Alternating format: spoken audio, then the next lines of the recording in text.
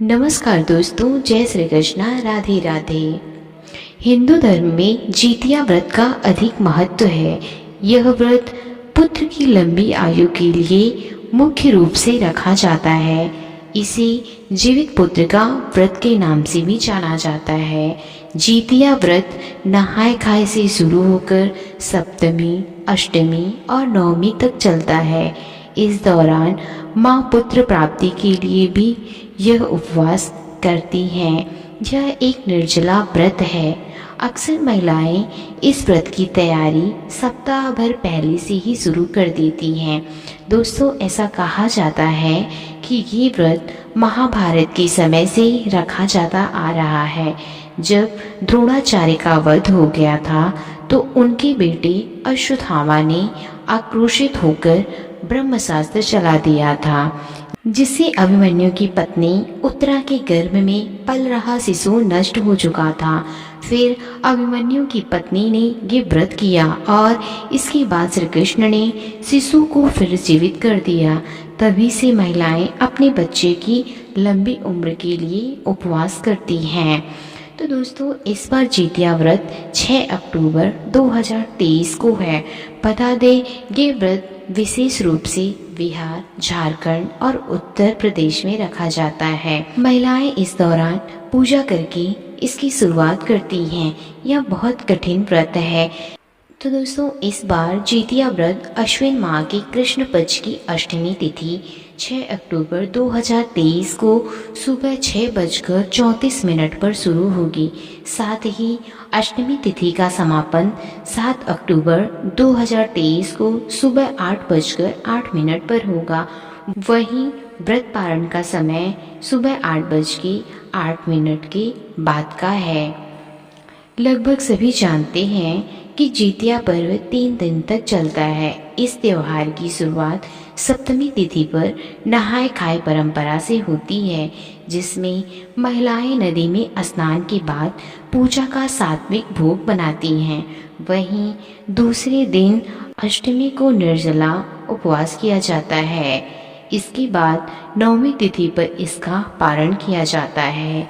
तो दोस्तों, नहाय खाए 5 अक्टूबर 2023 को है। जितिया व्रत 6 अक्टूबर 2023 को है और व्रत का पारण 7 अक्टूबर 2023। वैसे तो हर उपवास में पूजा का अधिक महत्व होता है। बिना पूजा के किसी भी उपवास की शुरुआत करना उचित नहीं है। जितिया व्रत में भी पूजा व उसकी विधि दोनों का विशेष ध्यान रखा जाता है। उपवास के दिन स्नान के बाद स्त्रियां कुसा से बनी जीवित वाहन भगवान की प्रतिमा के समक्ष धूप, दीप, चावल और पुष्प अर्पित कर विधि विधान से पूजा करती हैं। इसके साथ गाय के गोबर और मिट्टी से चील और सियारिन की मूर्ति बनाई जाती है। पूजा करते हुए इनके माथे पर सिंदूर से टीका लगाते हैं और पूजा में जीवित पुत्र का व्रत कथा जरूर सुनते हैं। वह कथा इस प्रकार है। पौराणिक कथा के अनुसार एक बार गरुड़ और एक मादा लोमड़ी नर्मदा नदी के पास एक हिमालय के जंगल में रहते थे। दोनों ने कुछ महिलाओं को पूजा करते और उपवास करते देखा और खुद भी इसे देखने की कामना की। उनकी उपवास के दौरान लोमड़ी भूख के कारण बेहोश हो गई और चुपके से भोजन कर लिया। दूसरी ओर चील ने पूरे समर्पण के साथ व्रत का पालन किया और उसे पूरा किया। परिणाम स्वरूप लोमड़ी से पैदा हुए सभी बच्चे जन्म के कुछ दिन बाद ही खत्म हो गए और चील की संतान लंबी आयु के लिए धन्य हो गए। इस कथा के अनुसार जीवित वाहन गंधर्व के बुद्धिमान और राजा थे। जीवित वाहन शासक बनने से संतुष्ट नहीं थे और परिणाम स्वरूप उन्होंने अपने भाइयों को अपने राज्य की सभी जिम्मेदारियां दे दी और अपने पिता की सेवा के लिए जंगल में चले गए। एक दिन जंगल में भटकते हुए उन्हें एक बुढ़िया विलाप करती हुई मिलती है। उन्होंने बुढ़िया से रोने का कारण पूछा। इस पर उसने उसे बताया कि वह सांप के परिवार से है और उसका एक ही बेटा है। एक शपथ के रूप में हर दिन एक सांप पक्षी राज गरुड़ को चढ़ाया जाता है और उस दिन उसके बेटे का नंबर था।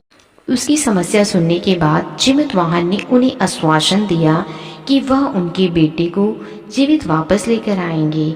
तब वह खुद गरुड़ का चारा बनने का विचार कर चट्टान पर लेट जाते हैं।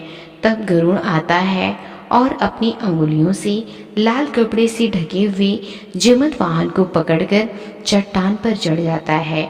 उसे हैरानी होती है कि जिसे उसने पकड़ा है वह कोई प्रतिक्रिया नहीं दे रहा है। तब वह जीमूतवाहन से उनके बारे में पूछता है। तब गरुड़ जीमूतवाहन की वीरता और परोपकार से प्रसन्न होकर सांपों से कोई और बलिदान नहीं लेने का वादा करता है। मान्यता है कि तभी से संतान की लंबी उम्र और कल्याण के लिए जितिया व्रत मनाया जाता है।